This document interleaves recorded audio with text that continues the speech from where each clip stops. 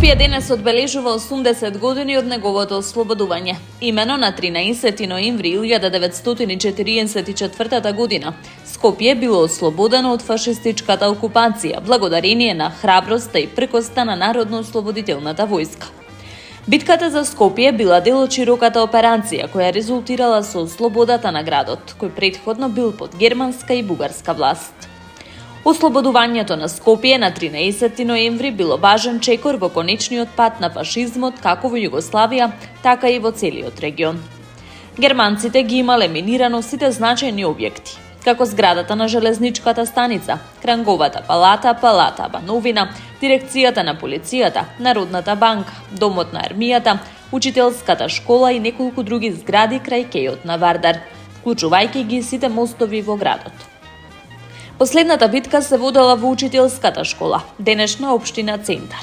Таму биле заробени 86 германски војници.